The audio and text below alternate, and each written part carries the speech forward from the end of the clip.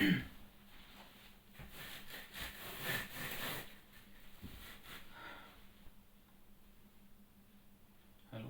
कैसे हो आप सब।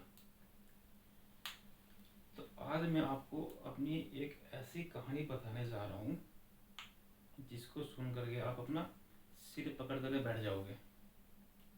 ठीक है ना। एक स्टूडेंट या एक कैंडिडेट जो कॉम्पिटिटिव एग्ज़ाम की तैयारी करता है, उसकी ज़िंदगी में सिलेक्शन होना बहुत ही ज़्यादा मायने रखता है। सिलेक्शन के लिए ही वो अपनी तैयारी करता है। और मेरे साथ तो ऐसा हुआ कि आप सुन करके दंग रह जाओगे। क्या हुआ मेरे साथ? हुआ यह है कि हमारे जो उत्तराखंड प्रदेश है, इसमें अभी प्राइमरी टीचर की वैकेंसी निकली थी। ठीक। वैकेंसी निकलने के बाद हमने फॉर्म भरे।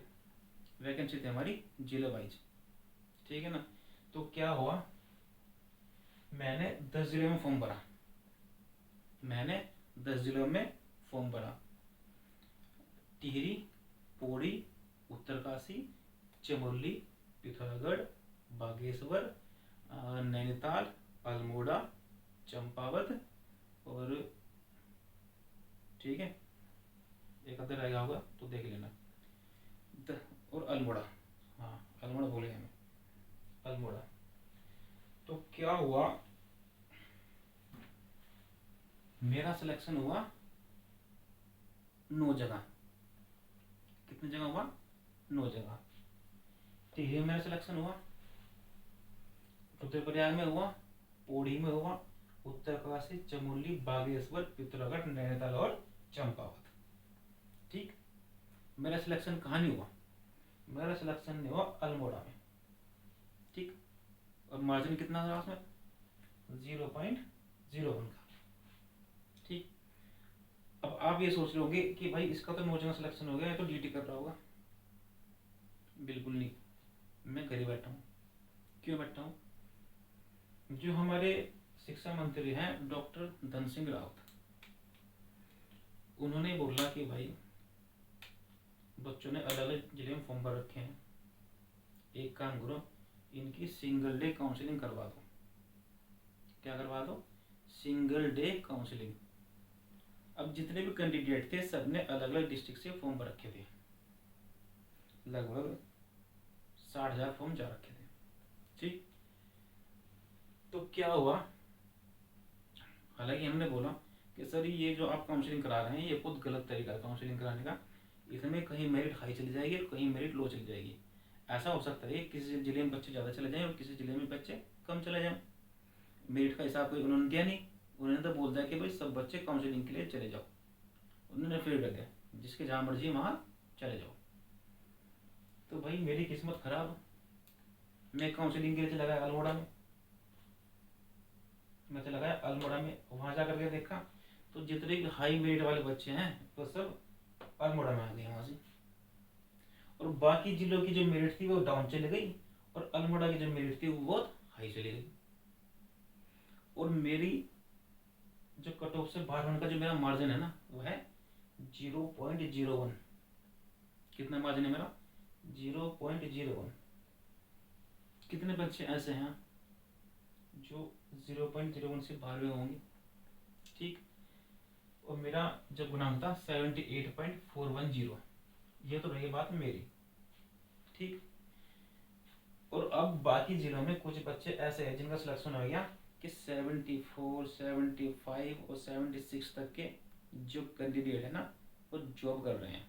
मतलब उनको लगभग 1 महीना हो गया ज्वाइन किए हुए। ठीक। और खाली बात मेरी नहीं आई, वहाँ कुछ बच्चे 80 वाले भी हैं, कुछ 81 वाले भी हैं जो बाहर बैठे हैं, और बाकी जिलों में 74 वाले हैं जो जॉब नौकरी कर रहे हैं। बताओ भाई, तो ये गलती किसकी है? हमारी गलती है या सिस्टम की गलती है? ये बताओ आप मुझे। हम इनको बोल बोल के थके कि भाई स्टेट वाइज काउंसलिंग करा लो, भाई स्टेट वाइज काउंसलिंग करा लो।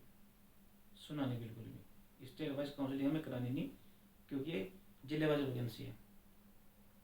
अरे तो भाई जब जिले वाइज वैकेंसी है तो कम से कम मेरिट तो लगाते ना कि भाई हम इतने बच्चे बुला रहे हैं, इस जिले में हम इतने बच्चे बुला रहे हैं, अक्सर बच्चों को बुला ले एक साथ। भाई अगर आप सिस्टम तरीके से बुलाते हैं जैसे अब तक होते हुआ आ रहा है, मान लिया मेरा अल्मोड़ा में ना हुआ तो फिर मेरा चंपावत में हो जाए, यहाँ नहीं हुआ तो फिर रगड़ में हो जाए, इसमें नहीं हुआ तो टिहरी में हो जाए, एक सिस्टम तरीके से तो होता ना। फिर पहले जो सबसे रैंक 1 वाला है वो है, फिर रैंक 2 वाला है वो है, फिर रैंक 3 वाला रखा जाए। अब ऐसा थोड़ा है ना कि 1 वाला, 2 वाला, 3 वाला, 4 वाला रह गया, फिर 10 वाला आ जाओ, फिर 20 वाला आ जाओ, जब 20 के सब बच्चे अपना कर जाओ, ये क्या बात हुई भाई। तो भाई अब आप ये बताओ, इसको हम किस्मत बोल लेंगे या कुछ और बोल लेंगे, क्योंकि भाई 0.01 से बाहर होना, 0.01 से बाहर होना बहुत बुरी बात है। 3 दिन तक मुझे नींद नहीं, इसको देख करके, समझ गए आप। और भाई, और अब मैं आपको एक्चुअल में अपना गुणांक बताऊं कि मेरा एक्चुअल में गुणांक कितना है। एक्चुअल में जो मेरा गुणांक है ना वो मेरा यहाँ पे लिख रहा हूँ मैं 78.44 है। कितना है? 78.44। कट ऑफ कितनी है? 78.423। इसका मतलब मैं अंदर कट ऑफ के।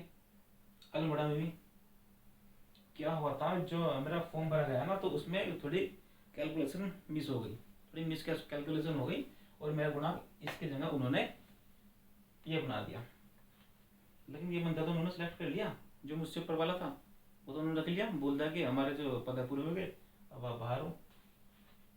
हालांकि मैंने प्रत्यावेदन डाल दिया है, मैंने भी परसों डाला था लिख करके, एक एप्लीकेशन मैंने डी ऑफिस को भेज दिया।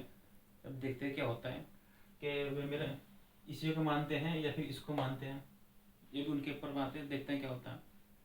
तो आप मुझे ये बताइए कि इसको किस्मत बोल लेंगे या कुछ और बोल लेंगे, और ऐसे कितने बच्चे हैं उत्तराखंड प्राथमिक शिक्षक भर्ती में जो बाहर हुए हैं, कमेंट में जरूर बताएं।